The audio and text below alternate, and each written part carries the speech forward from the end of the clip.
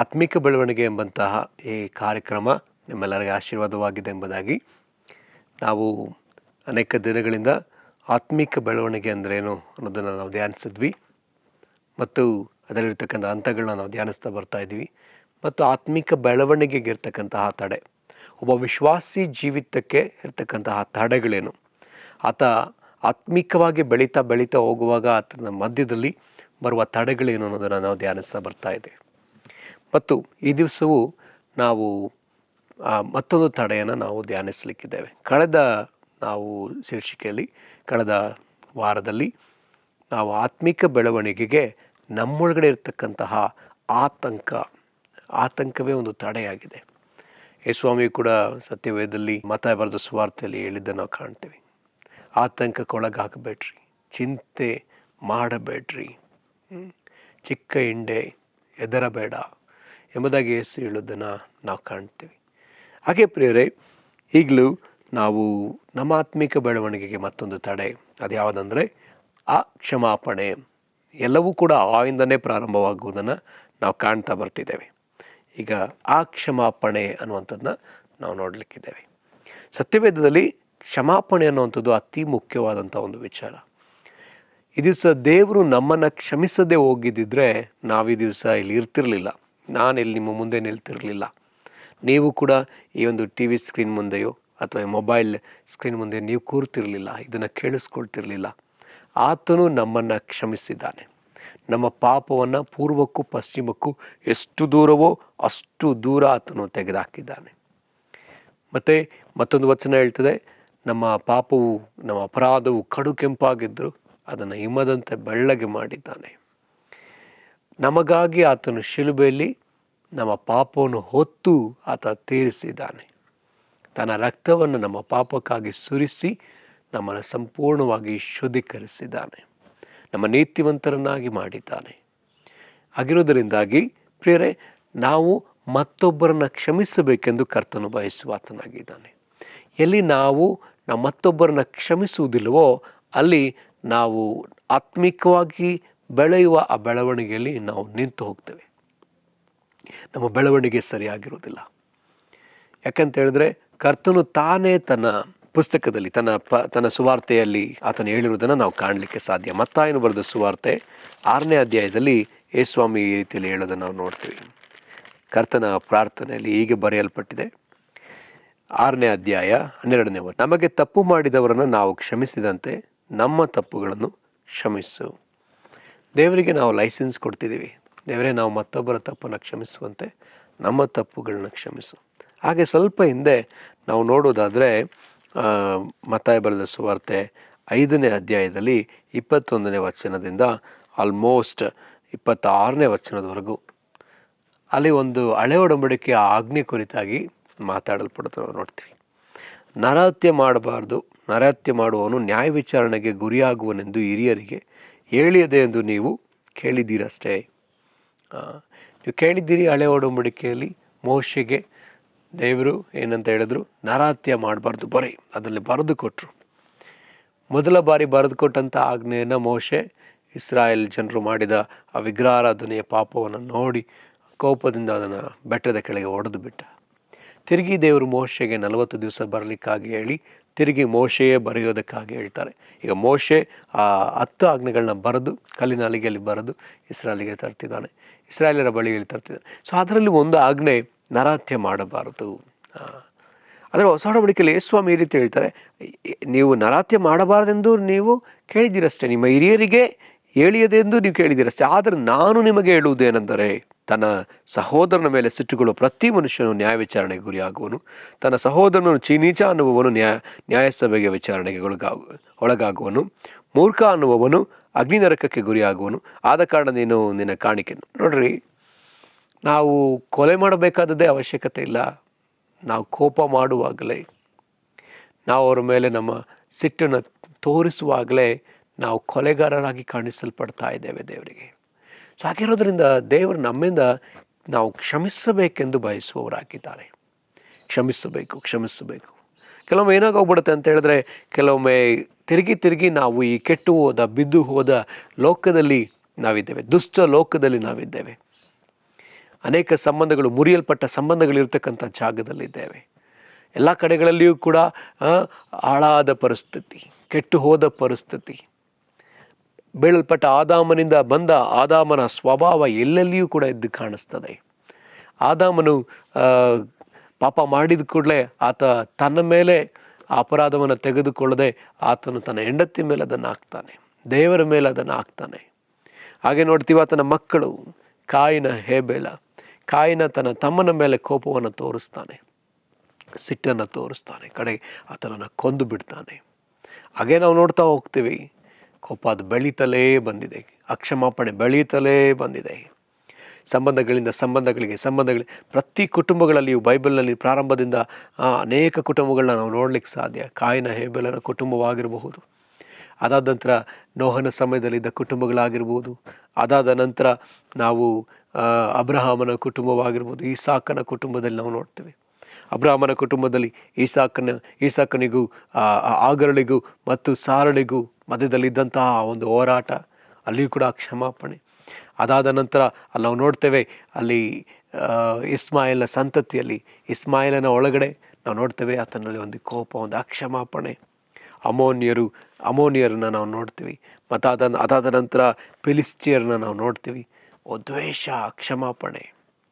So ಅನೇಕ ಬೈಬಲ್ನ ಉದ್ದಕ್ಕೂ ಕೂಡ ಇದನ್ನು ನಾವು ನೋಡ್ತಲೇ ಬರ್ತಿದ್ದೇವೆ. ಹಾಗಿರೋದ್ರಿಂದ ಪ್ರಿಯರೇ, ಹೊಸ ಒಡಂಬಡಿಕೆಯಲ್ಲಿ ನಾವು ತಿರುಗಿ ದೇವರಿಗೆ ಪ್ರಾರಂಭದ ಮನುಷ್ಯರಂತೆ, ಪರಿಪಕ್ವವಾದ ಮನುಷ್ಯರಂತೆ ನಾವು ಬೇಕು. ಆತನು ಸೃಷ್ಟಿ ಮಾಡಿದ ದಿನದಲ್ಲಿ ಆದಾಮನು ಹೇಗಿದ್ನೋ ಆ ರೀತಿಯಲ್ಲಿ ನಾವು ಆತನಿಗೆ ಬೇಕಾಗಿದೆ. ಅದಕ್ಕಾಗಿಯೇ ಆತನು ಇದೇ ಮತ್ತಾಯ ಬರೆದ ಸುವಾರ್ತೆ 5ನೇ ಅಧ್ಯಾಯದ ಕಡೆಯ ಭಾಗದಲ್ಲಿ ಆತ ಹೇಳ್ತಾನೆ, 48ನೇ ವಚನದಲ್ಲಿ, ಆದುದರಿಂದ ಪರಲೋಕದಲ್ಲಿರುವ ನಿಮ್ಮ ತಂದೆಯು ಯಾವ ದೋಷವೂ ಇಲ್ಲದವನಾಗಿರುವಂತೆ ನೀವು ದೋಷವಿಲ್ಲದವರಾಗಿರ್ರಿ. ಸೊ ತಂದೆ ದೋಷವಿಲ್ಲದವನಾಗಿರುವಂತೆ ನಾವು ದೋಷವಿಲ್ಲದವರಾಗಿರ್ಬೇಕಂತೆ. ತಂದೆ ಪರಿಶುದ್ಧನಾಗಿರುವಂತೆ ನಾವು ಪರಿಶುದ್ಧರಾಗಿರ್ಬೇಕು. ಅದನ್ನೇ ನಾವು 1ನೇ ಪೇತ್ರ 1:16 ಸಹ ನಾವು ನೋಡ್ತೀವಿ. ಅಲ್ಲಿ ಕೂಡ ಪೇತ್ರನು ಈ ರೀತಿಯಲ್ಲಿ ಬರೆದಿರೋದನ್ನು ನಾವು ಕಾಣ್ತೇವೆ. ಅದನ್ನು ತೆಗೆದುಕೊಳ್ಳೋಣ. 1ನೇ ಪೇತ್ರ 1ನೇ ಅಧ್ಯಾಯ 16ನೇ ವಚನ. ಅಲ್ಲಿಗೆ ಬರೆಯಲ್ಪಟ್ಟದೆ, ನಾನು ಪರಿಶುದ್ಧನಾಗಿರುವುದರಿಂದ ನೀವು ಪರಿಶುದ್ಧರಾಗಿರಬೇಕೆಂದು ಬರೆದದೇ ಅಲ್ಲ. ಇಲ್ಲಿ ದೇವರು ಈ ರೀತಿಯಲ್ಲಿ ಹೇಳುವುದನ್ನು ನಾವು ಕಾಣ್ತೀವಿ. ನಾನು ಪರಿಶುದ್ಧನಾಗಿರೋ ಪ್ರಕಾರ ನೀವು ಪರಿಶುದ್ಧರಾಗಿರ್ರಿ. ಆತನಿಗೆ ಏನಂದ್ರೆ ನಾವು ಒಬ್ಬೊಬ್ರು ಕೂಡ ಆತನಂತೆ ಇರ್ಬೇಕಂತ ಹೇಳಿ ಆತನು ಬಯಸುವ ಆತನಾಗಿದ್ದಾನೆ. ಮತ್ತು ರೋಮಪುರದವರು ಬರೆದ ಪತ್ರಿಕೆಯಲ್ಲಿ 8ನೇ ಅಧ್ಯಾಯ 28-29 ವಚನದಲ್ಲಿ ನಾವು ನೋಡ್ತೀವಿ, ಮುಖ್ಯವಾದ ಉದ್ದೇಶ ಏನಂತ ಹೇಳಿದ್ರೆ, ನಾವು ಒಬ್ಬೊಬ್ಬರು ಕೂಡ ನಾವು ಆತನ ಸ್ವರೂಪವುಳ್ಳವರಾಗಿ, ನಾವು ಆತನ ಹೋಲಿಕೆಗೆ ತಕ್ಕಂತೆ ಮಾರ್ಪಡಬೇಕೆಂದು ದೇವರು ಬಯಸುವ ಆತ. ಹಾಗಿದ್ರೆ ಪ್ರಿಯರೇ, ನಾನು ಹೇಳುವುದಕ್ಕೆ ಇಷ್ಟಪಡುವಂಥ ವಿಚಾರ ಏನಂದ್ರೆ, ನಾವು ಒಬ್ಬೊಬ್ಬರೂ ಕ್ರಿಸ್ತನಂತೆ ಮಾರ್ಪಡಬೇಕು. ಅದೇ ಆತ್ಮಿಕವಾದ ಉತ್ತುಂಗವಾದ ಬೆಳವಣಿಗೆ. ಆತ್ಮಿಕವಾಗಿ ಬೆಳೀತಾ ಇದೆ. ಎವ್ರಿ ಡೇ, ದಿನಕ್ಕೆ ದಿನ ನಾವು ಕ್ರಿಸ್ತನಂತೆ ಆಗ್ತಾ ಹೋಗ್ಬೇಕಾಗಿದೆ. ನಾವು ಕ್ರಿಸ್ತನಂತೆ ನಮ್ಮ ಗುಣಗಳು ಮಾರ್ಪಡಬೇಕಾಗಿದೆ. ಅದಕ್ಕೆ ತಿರುಗಿ ಪೌಲ ಅಲ್ಲಲ್ಲಿ ಹೇಳೋದನ್ನು ನಾವು ಕಾಣ್ತೇವೆ, ಆತನ ಗುಣಗಳನ್ನ ಧರಿಸಿಕೊಳ್ಳಿರಿ, ಗುಣಗಳನ್ನ ಧರಿಸಿಕೊಳ್ಳ್ರಿ, ಒಳ್ಳೆ ನಡತೆಗಳನ್ನ ಧರಿಸಿಕೊಳ್ಳ್ರಿ. ನೀವು ಬೈಬಲ್ ನೋಡುವಂಥ ವಿಚಾರ, ಕ್ರಿಸ್ತನನ್ನ ಧರಿಸಿಕೊಳ್ಳ್ರಿ, ಆತನ ಗುಣಗಳನ್ನ ಧರಿಸಿಕೊಳ್ಳ್ರಿ, ಆತನ ಸ್ವಭಾವವನ್ನು ಧರಿಸಿಕೊಳ್ಳ್ರಿ ಎಂಬುದಾಗಿ. ಹಾಗಿದ್ರೆ ಪ್ರಿಯರೇ, ಈಗ ನಾವು ಈ ಒಂದು ಅಕ್ಷಮಾಪಣೆ ಅನ್ನುವಂಥ ವಿಚಾರ ನಾವು ತೆಗೆದುಹಾಕಬೇಕಾಗಿದೆ. ಇದು ದೇವರಿಗೆ ಸಂಬಂಧಪಟ್ಟದ್ದಲ್ಲ, ಇದು ಸೈತಾನನಿಂದ ನಮ್ಮೊಳಗೆ ಬಂದದ್ದು. ಇದನ್ನು ನಾವು ತೆಗೆದುಹಾಕಲೇಬೇಕಾಗಿದೆ. ಇದು ನಮ್ಮೊಳಗಡೆ ಇರುವುದಾದರೆ ನಾವು ಬೆಳೆಯುವುದಕ್ಕಾಗೋದಿಲ್ಲ. ಅಕ್ಷಮಾಪಣೆ, ಈ ಬೇರು ಕತ್ತರಿಸಲ್ಪಡಲೇಬೇಕು. ಕೆಲವೊಮ್ಮೆ ನಾವು ಹೇಳ್ತೀವಿ, ನಾನು ಕ್ಷಮಿಸ್ಬಿಡ್ತೀನಿ, ಬಟ್ ನಾನು ಮರೆಯಲ್ಲ. Forgive but I do not forget. ತುಂಬ ಸಲ ನಾವು ಹೇಳಿದ್ವಿ. ಅದಾದ ನಂತರ ನಾವು ಹೇಳ್ತೀವಿ, ಅವರಿಂದ ಎಷ್ಟು ನೋವಾಯಿತು, ಇದು ಅವ್ರಿಗೆ ನಾನು ಹೇಳೋಕ್ಕಾಗತ್ತಾ? ನಾನು ಮಾತ್ರ ಹೇಳಲ್ಲ, ನನಗೆ ಎಷ್ಟು ನೋವಾಗಿದೆ ಅಂತ ಹೇಳ್ತೀವಿ ಕೆಲವೊಮ್ಮೆ. ಮತ್ತೇನು ಕೆಲವು ಸಮಯದಲ್ಲಿ ನಾವು ಹೇಳ್ತೀವಿ, ನಾನು ಮಾತ್ರ ಅವ್ರ ಗುಂಪಿಗೆ ಸೇರಲ್ಲ, ನಾನು ಸಪ್ರೇಟಾಗಿ ಇದ್ಬಿಡ್ತೀನಿ, ಸಹವಾಸ ಬೇಡ ನನಗೆ ಅಂತ ನಾವು ಹೇಳ್ಬಿಡ್ತೀವಿ. ಅಕ್ಷಮಾಪಣೆ. ಕೆಲವೊಮ್ಮೆ ಹೇಳ್ತಾರೆ, ಕೆಲವರು ಹೇಳೋವಂಥದ್ದು ನಾನು ಕೇಳಿದ್ದೀನಿ, ನಾನು ನನ್ನ ಇದನ್ನು ಬಿಟ್ಟು ನಾನು ಅವ್ರ ಹತ್ರ ಹೋಗಿ ಮಾತಾಡ್ಬೇಕಾ, ನಾನು ಅವ್ರ ಬಾಗಿಲು ತುಳಿಯಲ್ಲ, ನಾನು ಸತ್ರು ಅವ್ರ ಮನೆ ಬಾಗಿಲು ತುಳಿಯಲ್ಲ ಎಂಬುದಾಗಿ ನಾವು ಹೇಳ್ತೀವಿ. ಸೊ ಈ ರೀತಿಯಲ್ಲಿ ಅನೇಕ ವಿಚಾರಗಳನ್ನ ನಮ್ಮ ಬಾಯಲ್ಲಿ ಹೇಳೋದುಂಟು. ಅಕ್ಷಮಾಪಣೆಯಿಂದ ಬರುವ ಅನೇಕ ಮಾತುಗಳು ದಿವಸ ಬರ್ತಿದೆ. ಲೋಕದಲ್ಲಿ ಬರ್ತಿದೆ, ಅದರಲ್ಲಿ ಯಾವುದೇ ರೀತಿಯಾದಂತಹ ಸಂದೇಹ ಇಲ್ಲ. ಆದರೆ ದುಃಖಕರವಾದ ವಿಚಾರ ಏನಂತ ಹೇಳಿದ್ರೆ, ಸಭೆಯೊಳಗಡೆ ದೇವರ ನಾಮವನ್ನು ಧರಿಸಿರುವ ದೇವ ಜನರು ಏನಾಗ್ತಿದ್ದಾರೆ ಅಂತ ಹೇಳಿದ್ರೆ, ಈ ದಿವಸ ಅಕ್ಷಮಾಪಣೆಯಲ್ಲಿ ಇರುವುದನ್ನು ನಾವು ಕಾಣ್ತಾ ಇದ್ದೇವೆ. ಅಕ್ಷಮಾಪಣೆ, ಇದು ನಮ್ಮ ಆತ್ಮಿಕ ಬೆಳವಣಿಗೆನ ಕೆಡಿಸಿ ಬಿಡ್ತದೆ. ಸೊ ನಾವು ಕ್ರಿಸ್ತನಂತೆ ಮಾರ್ಪಡಬೇಕಾಗಿದೆ. ಕ್ರಿಸ್ತನು ಶಿಲುಬೆಯ ಮೇಲೆ ಆತನು ನಮ್ಮೆಲ್ಲರನ್ನ ಆತನು ಕ್ಷಮಿಸಿದ್ದಾನೆ, ಯಾವುದೇ ನಿಬಂಧನೆ ಇಲ್ಲದೆ, ಯಾವುದೇ ರೀತಿಯಾದಂತಹ ನಿಬಂಧನೆ ಇಲ್ಲದೆ ಆತ ನಮ್ಮನ್ನು ಕ್ಷಮಿಸಿದ್ದಾನೆ. ಕರ್ತನು ಶಿಲುಬೆಯಲ್ಲಿ ಆತ ಒಂದು ಮಾತನ್ನ ಹೇಳ್ತಾನೆ, ಅವರು ಏನ್ ಮಾಡ್ತಾ ಇದ್ದಾರೋ ಸ್ವಾಮಿ, ಅವರು ಅರಿಯರು, ಅವ್ರನ್ನ ಕ್ಷಮಿಸು. ಯಾವುದೇ ರೀತಿಯಾದ ನಿಬಂಧನೆ ಇಲ್ಲ. ಅವ್ರು ಏನ್ ಮಾಡ್ತಾ ಇದ್ದಾರೋ, ಯಾರು ಯೇಸು ಕ್ರಿಸ್ತನನ್ನು ಶಿಲುಬೆಯಲ್ಲಿ ಜಡಿದ್ರೋ, ಯಾರು ಯೇಸು ಕ್ರಿಸ್ತನಿಗೆ ಮುಳ್ಳಿನ ಬಳ್ಳಿನ ಹಾಕಿ ಆ ಒಂದು ಬೆತ್ತದಿಂದ ಅದನ್ನು ಹೊಡೆದ್ರು, ಆತನಿಗೆ ಕೊರಡೆ ಏಟನ್ನು ಹೊಡೆದ್ರು, ಮೊಳೆಗಳನ್ನ ಹೊಡೆದ್ರು, ಶಿಲುಬೆಯಲ್ಲಿ ಏರಿಸಿದ್ರು, ಹಾಸ್ಯ ಮಾಡಿದ್ರು, ಆ ಜನಗಳನ್ನೇ ಯಾರು ಆತನ ಪಕ್ಕಗೆ ತಿವಿಲಿಕ್ಕಿದ್ದಾರೋ ಆ ಜನಗಳನ್ನೇ ಯೇಸು ನೋಡಿ ಹೇಳ್ತಿದ್ದಾರೆ, ಅವರೇನು ಮಾಡ್ತಾ ಇದ್ದಾರೋ ಅವರು ಅರಿಯರು ಸ್ವಾಮಿ, ಅವ್ರನ್ನ ಕ್ಷಮಿಸು. ಯೇಸುವಿಗೆ ಹೇಗೆ ಸಾಧ್ಯವಾಯಿತು ಈ ರೀತಿಯಲ್ಲಿ ಕ್ಷಮಿಸ್ಲಿಕ್ಕೆ? ಇದೇನೇ ನಾವು ನೋಡಬೇಕಾದ ಒಂದು ಬೆಳವಣಿಗೆ. ನಾವು ಯಾರಿಗೋ ನಮ್ಮನ್ನು ಹೋಲಿಕೆ ಮಾಡ್ಕೊಂಡು ನೋಡ್ಕೋಬಾರ್ದು.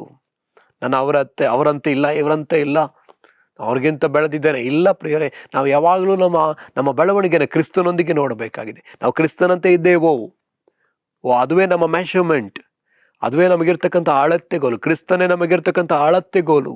ನಮ್ಮ ಆತ್ಮಿಕ ಬೆಳವಣಿಗೆನ ನಾವು ಕ್ರಿಸ್ತನೊಂದಿಗೆ ಹೋಲಿಕೆ ಮಾಡಬೇಕಾಗಿದೆ. ಅವರ ಕ್ರಿಸ್ತನಂತೆ ಆಗಲಿಲ್ವಲ್ಲ, ಕ್ರಿಸ್ತನ ಸ್ವಭಾವ ನನ್ನಲ್ಲಿ ಬರಲಿಲ್ವಲ್ಲ. ಅದನ್ನೇ ಬೈಬಲ್ ಹೇಳ್ತದೆ ಫಿಲಿಪಿಯರಿಗೆ ಬರೆದ ಪತ್ರಿಕೆಯಲ್ಲಿ 2ನೇ ಅಧ್ಯಾಯದಲ್ಲಿ ನಾವು ನೋಡ್ತೀವಿ, ಕ್ರಿಸ್ತನಲ್ಲಿದ್ದಂಥ ಮನಸ್ಸು ನಿಮ್ಮಲ್ಲಿಯೂ ಇರಲಿ. ಹಾಗಿದ್ರೆ ನಮಗೆ ಗುರಿ ಯೇಸು ಕ್ರಿಸ್ತನೇ. ಯೇಸು ಕ್ರಿಸ್ತನಂತ ಆಗುವುದೇ, ಆತನ ಸ್ವಭಾವವನ್ನು ಧರಿಸಿಕೊಳ್ಳುವುದೇ, ಆತನ ಸಾರೂಪ್ಯಕ್ಕೆ ನಾವು ತಿರುಗಿಕೊಳ್ಳುವುದೇ, ಆತನ ಹೋಲಿಕೆ ಅಂತ ನಾವು ಮಾರ್ಪಡುವುದೇ ದೊಡ್ಡ ಗುರಿಯಾಗಿದೆ ಪ್ರಿಯರೇ. ಹಾಗಿರೋದ್ರಿಂದ ನಾವು ಕ್ಷಮಾಪಣೆ ಕುರಿತಾಗಿ ಕಲಿತುಕೊಳ್ಳಲೇಬೇಕು. ಈಗ ತಾನೇ ನಾವು ಓದಿದಾಗೆ ಮತ್ತಾಯ ಬರೆದ ಸುವಾರ್ತೆ 5ನೇ ಅಧ್ಯಾಯದಲ್ಲಿ 48ನೇ ವಚನ ಓದಿದ್ದೇವೆ. ಆದುದರಿಂದ ಪರಲೋಕದಲ್ಲಿರುವ ನಿಮ್ಮ ತಂದೆಯು ಯಾವ ದೋಷವೂ ಇಲ್ಲದವನಾಗಿರುವಂತೆ ನೀವು ದೋಷವಿಲ್ಲದವರಾಗಿರ್ರಿ.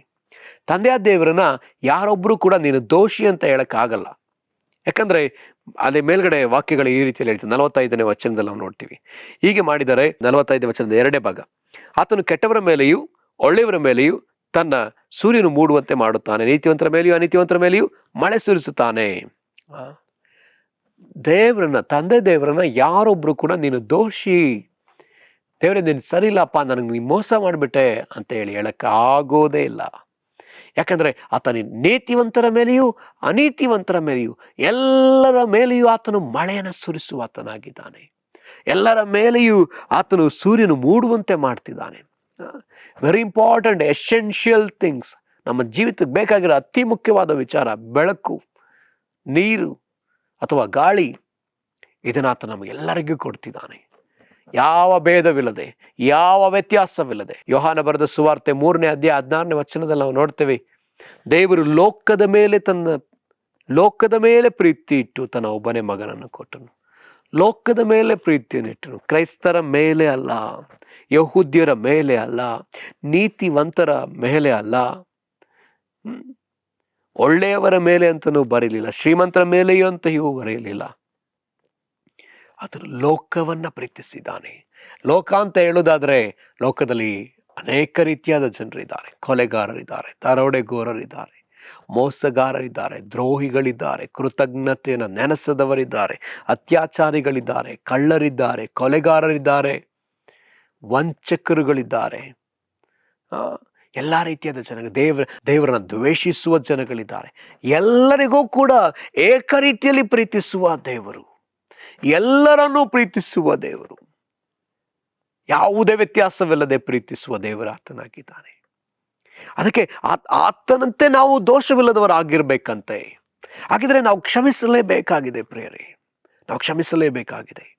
ಯಾಕೆ ನಾವು ಕ್ಷಮಿಸಲೇಬೇಕಂತ ಹೇಳಿದ್ರೆ, ಮುಖ್ಯವಾಗಿ ನಾನು ಹೇಳ್ತೇನೆ, ಮೊದಲನೇದಾಗಿ ನಮ್ಮ ದೇವರು ಆ ಸ್ವಭಾವವುಳ್ಳವನಾಗಿದ್ದಾನೆ. ನಾವು ಆತನ ಸ್ವಭಾವವನ್ನು ಧರಿಸಿಕೊಳ್ಬೇಕಾಗಿದೆ.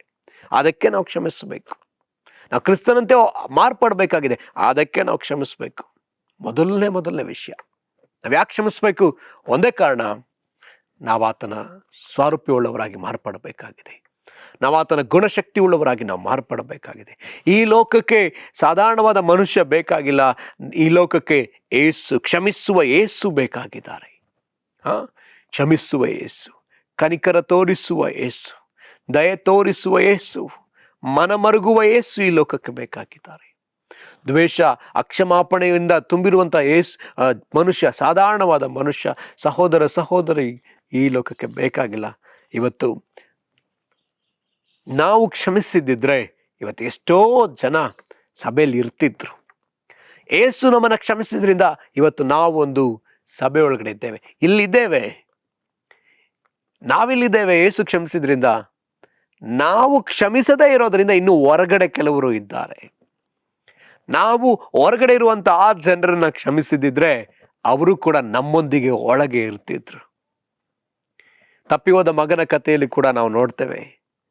ಲೂಕ ಬರೆದ ಸುವಾರ್ತೆ 15ನೇ ಅಧ್ಯಾಯದಲ್ಲಿ ಅಲ್ಲಿ ಪೋಲಿ ಹೋದಂತ ಆ ತಮ್ಮನು ಅಪ್ಪನ ಬಳಿಗೆ ಬಂದಿದ್ದಾನೆ, ಮನೆಗೆ ಬಂದಿದ್ದಾನೆ.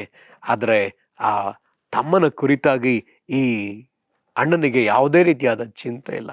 ಆತನ ಮೇಲೆ ಕೋಪ, ಆತನ ಮೇಲೆ ಅಕ್ಷಮಾಪಣೆ, ಎಲ್ಲವನ್ನ ತೆಗೆದುಕೊಂಡು ಹೋದ, ಎಲ್ಲವನ್ನ ಸೂರೆ ಮಾಡಿಬಿಟ್ಟಿದ್ದಾನೆ.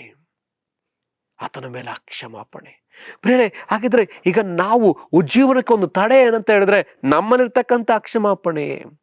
ನಾವು ಎಷ್ಟು ಬಾರಿ ಕೂಡ ಬೇಕಾದ್ರೆ ಪ್ರಾರ್ಥಿಸ್ಬೋದು. ಪರಲೋಕದಲ್ಲಿರ್ತಕ್ಕಂಥ ನನ್ನ ತಂದೆಯೇ, ನಿನ್ನ ನಾಮ ಪರಿಶುದ್ಧವೆಂದು ಎಣಿಸಲ್ಪಡಲಿ, ನಿನ್ನ ರಾಜ್ಯ ಬರಲಿ, ನಿನ್ನ ಚಿತ್ತ ಪರಲೋಕದಲ್ಲಿ ನೆರವೇರೋ ಪ್ರಕಾರ ಭೂಲೋಕದಲ್ಲಿ ನೆರವೇರಲಿ ಅಂತ ಹೇಳಿ ನಾವೆಷ್ಟು ಪ್ರಾರ್ಥಿಸಿದ್ರು, ನಿನ್ನ ರಾಜ್ಯ ಬರಲಿ, ನಿನ್ನ ರಾಜ್ಯ ಬರಲಿ ಅಂತ ನಾವೆಷ್ಟು ಪ್ರಾರ್ಥಿಸಿದ್ರು ಪ್ರಯೋಜನವಿಲ್ಲ. ನಾವು ಆ ಮನೆಗೆ ಬರದಿದ್ದರೆ, ನಾವು ಆ ಕ್ಷಮಿಸದೇ ಇರ್ತಕ್ಕಂಥ ವ್ಯಕ್ತಿಯ ಬಳಿಗೆ ನಾವು ಬರದಿದ್ದರೆ, ನಾವಲ್ಲಿಗೆ ಹೋಗದಿದ್ದರೆ, ನಾವು ತಗ್ಗಿಸಿಕೊಳ್ಳದಿದ್ದರೆ ರಾಜ್ಯ ಬರುವುದಿಲ್ಲ ಪ್ರಿಯರೇ. ರಾಜ್ಯ ನಮ್ಮೊಳಗೆ ಬಂತು, ಕಾರಣ ಆತ ನನ್ನನ್ನು ಕ್ಷಮಿಸಿದ್ದಾನೆ, ಅದಕ್ಕೆ ಬಂತು. ಹಾಗೆ ದೇವರ ರಾಜ್ಯ ಆತನೊಳಗಡೆ ಬರ್ಬೇಕಂದ್ರೆ ನಾವು ಆತನನ್ನು ಕ್ಷಮಿಸಬೇಕಾಗಿದೆ, ಆಕೆಯನ್ನು ಕ್ಷಮಿಸಬೇಕಾಗಿದೆ, ಅವ್ರನ್ನ ನಾವು ಕ್ಷಮಿಸಿ ಕರ್ತನ ಕಡೆಗೆ ನಡೆಸಬೇಕಾಗಿದೆ. ಇದು ಅತಿ ಮುಖ್ಯವಾದಂತಹ ಒಂದು ವಿಚಾರವಾಗಿದೆ. ಸೊ ಹಾಗಿರೋದ್ರಿಂದ ನಾವು ಕ್ಷಮಿಸುವುದಕ್ಕೆ ನಮ್ಮನ್ನ ಒಪ್ಪಿಸಿಕೊಡೋಣ. ಇದಕ್ಕಾಗಿ ನಾವು ಆರಿಸಲ್ಪಟ್ಟವರು ಅಂತ ಹೇಳಿ ಎಫೆಸದವರಿಗೆ ಬರೆದ ಪತ್ರಿಕೆ 1ನೇ ಅಧ್ಯಾಯದ 3ನೇ ವಚನದಲ್ಲಿ ನಾವು ನೋಡ್ತೇವೆ. 1ನೇ ಅಧ್ಯಾಯದ 4ನೇ ವಚನ ಹೀಗೆ ಹೇಳ್ತದೆ: ಹೇಗೆಂದರೆ ನಾವು ಪ್ರೀತಿಯಲ್ಲಿ ನಡೆದು ಆತನ ಸನ್ನಿಧಿಯಲ್ಲಿ ಪರಿಶುದ್ಧರು ದೋಷವಿಲ್ಲದವರು ಆಗಿರಬೇಕೆಂದು ನಮ್ಮನ್ನು ಜಗದುತ್ಪತ್ತಿಗೆ ಮುಂಚೆ ಕ್ರಿಸ್ತನಲ್ಲಿ ಆರಿಸಿಕೊಂಡನು. ಪ್ರೀತಿಯಲ್ಲಿ ನಡೆದು ನಾವು ಪ್ರೀತಿಯಲ್ಲಿ ನಡೆಯಬೇಕಾಗಿದೆ. ಇದೇ ಉದ್ದೇಶ, ಇದಕ್ಕಾಗಿಯೇ ನಾವು ಆರಿಸಲ್ಪಟ್ಟಿದ್ದೇವೆ. ಯೋಹಾನ ಬರೆದ ಸುವಾರ್ತೆ 15ನೇ ಅಧ್ಯಾಯ 16ನೇ ವಚನ ಹೇಗೆ ಹೇಳ್ತದೆ: ನೀವು ನನ್ನನ್ನು ಆರಿಸಿ ತೆಗೆದುಕೊಳ್ಳಿಲ್ಲ, ನಾನೇ ನಿಮ್ಮನ್ನು ಆರಿಸಿ ತೆಗೆದುಕೊಂಡೆನು. ನೀವು ಹೊರಟು ಹೋಗಿ ಫಲ ಕೊಡುವವರಾಗಬೇಕಂತಲೂ ಆ ಫಲವು ನಿಲ್ಲುವಂಥದ್ದು ಹಾಕಬೇಕಂತಲೂ ನಾನು ನಿಮ್ಮನ್ನು ಆರಿಸಿಕೊಂಡಿದ್ದೇನೆ. ಕರ್ತನಿಗೆ ನಿಲ್ಲುವ ಫಲವನ್ನು ಕೊಡಬೇಕಂತೆ. ನಮ್ಮನ್ನು ಆರಿಸಿಕೊಂಡದೇ ಫಲ ಕೊಡುವುದಕ್ಕಾಗಿ ಅಂತೆ. ಆ ಫಲಗಳಲ್ಲಿ ನಾವು ನೋಡೋದಾದ್ರೆ ಮೊದಲನೇದಾಗಿ ಗಲಾತ್ಯದವರಿಗೆ ಬರೆದ ಪತ್ರಿಕೆ 5ನೇ ಅಧ್ಯಾಯದಲ್ಲಿ ನಾವು ಅದನ್ನು ನೋಡ್ತೇವೆ. ಐ ಥಿಂಕ್ 5ನೇ ಅಧ್ಯಾಯ 22ನೇ ವಚನ ಅಂತ ಅನ್ನಿಸ್ತದೆ. ನಾವು ಅದನ್ನು ತೆಗೆದುಕೊಳ್ಳೋಣ. ಗಲಾತ್ಯದವರಿಗೆ ಬರೆದ ಪತ್ರಿಕೆ 5ನೇ ಅಧ್ಯಾಯ 22ನೇ ವಚನ: ದೇವರಾತ್ಮನ ಉಂಟಾಗುವ ಫಲವೇನೆಂದರೆ ಪ್ರೀತಿ, ಮೊದಲನೇದಾಗಿಯೇ ಪ್ರೀತಿ, ಸಂತೋಷ, ಸಮಾಧಾನ, ದೀರ್ಘಶಾಂತಿ, ದಯೆ, ಉಪಕಾರ, ನಂಬಿಕೆ, ಸಾಧುತ್ವ, ಕ್ಷಮೆದಮೆ, ಇಂಥವುಗಳೇ. ಹಾಗಿದ್ರೆ ಪ್ರೇರೆ, ನಾವು ಕ್ಷಮಿಸಬೇಕೆಂದು ಕರ್ತನು ಬಯಸುವಾತನಾಗಿದ್ದಾನಲ್ಲ, ನಾವು ಕ್ಷಮಿಸಬೇಕೆಂದು ಆತನು ಬಯಸುವವನಾಗಿದ್ದಾನೆ. ನಮ್ಮ ಶರೀರ ಭಾವವನ್ನು ತೆಗೆದು ಬಿಟ್ಟು ನಾವು ಆತ್ಮನ ಭಾವವನ್ನು ಧರಿಸಿಕೊಳ್ಬೇಕು. ಶರೀರ ಭಾವದ ಕರ್ಮಗಳು ಪ್ರಸಿದ್ಧವಾಗಿದೆ. ಅದು ಯಾವ್ದು ಅಂತ ಹೇಳಿದ್ರೆ ಅಲ್ಲಿ 19ನೇ ವಚನದಿಂದ ನಾವು ನೋಡ್ತೀವಿ. ಅಲ್ಲಿ ಜಾರತ್ವ, ಬಂಡುತನ, ನಾಚಿಕೆಗೇಡಿತನ, ವಿಗ್ರಹಾರಾಧನೆ, ಮಾಟ, ಅಗೆತನ, ಜಗಳ, ಹೊಟ್ಟೆ ಕಿಚ್ಚು, ಸಿಟ್ಟು, ಕಕ್ಷಭೇದ, ಭಿನ್ನಮತ, ಮತ್ಸರ, ಕುಡಿಕತನ, ದ್ವಂದ್ವತನ, ಇಂಥವುಗಳೇ. ನೋಡ್ರಿ, ಹೊಟ್ಟೆ ಕಿಚ್ಚಿದೆ, ಸಿಟ್ಟು ಇದೆ, ಜಗಳ ಇದೆ, ಹಾಗೆತನ, ಇದೆಲ್ಲ ಅದೇ ಕ್ಯಾಟಗರಿ. ಹಾಗಿದ್ರೆ ನಾವು ಕ್ಷಮಿಸಬೇಕಾಗಿ, ಯಾರ ಮೇಲೆ ನಮಗಾಗೈತನ, ಯಾರ ಜೊತೆ ನಾವಾಗ ಜಗಳ ಮಾಡ್ಕೊಂಡಿದ್ದೀವಿ, ಯಾರ ಜೊತೆ ನಾವು ಹೊಟ್ಟೆ ಕಿಚ್ಚು ಸಿಟ್ಟುಳ್ಳವರಾಗಿದ್ದೆವು, ಅವರೆಲ್ಲರನ್ನೂ ಕ್ಷಮಿಸಬೇಕೆಂದು ಕರ್ತನು ಬಯಸುವಾತನಾಗಿದ್ದಾನೆ. ನಾವು ಕ್ಷಮಿಸದ ಹೊರತು ದೇವರು ಕ್ಷಮಿಸುವುದಿಲ್ಲ. ಕ್ಷಮಿಸದ ಹೊರತು ದೇವರು ನನ್ನನ್ನು ಕ್ಷಮಿಸೋದಿಲ್ಲ. ನಾವು ಕ್ಷಮಿಸಿ ಅವ್ರಿಗೆ ಸುವಾರ್ತೆ ಹೇಳದ ಹೊರತು ಅವರು ಕೂಡ ದೇವರ ರಾಜ್ಯಕ್ಕೆ ಬರೋದಿಲ್ಲ. ಶತ್ರು ನಮ್ಮನ್ನು ಹಾಗೇ ಬಂಧಿಸಿ ಇಟ್ಟಿದ್ದಾನೆ. ಈ ರೀತಿಯಾಗಿ ನಾವು ದೇವರ ರಾಜ್ಯ ಬೆಳೆಯದ ಹಾಗೆ ತಡೆಯಾಗಿ ಬಿಟ್ಟಿದೆ.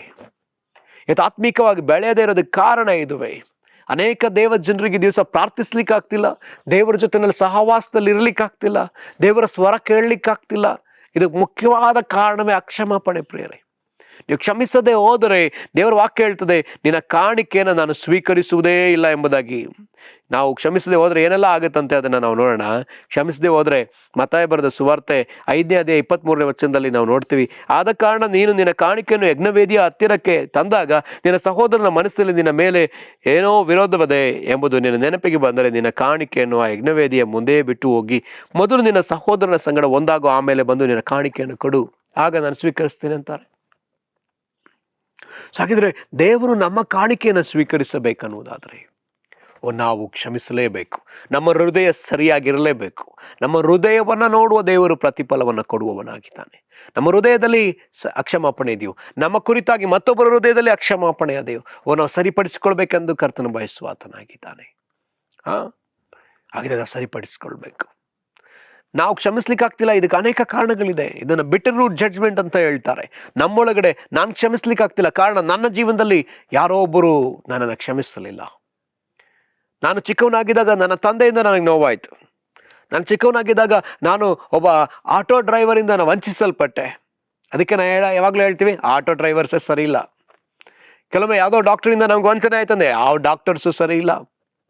ಯಾರೋ ಒಬ್ಬ ಸಭಾಪಾಲಕರಿಂದ ತೊಂದರೆ ಆಯಿತು, ಇಲ್ಲ ಯಾವ ಸಭಾಪಾಲಕರು ಸರಿ ಇಲ್ಲ.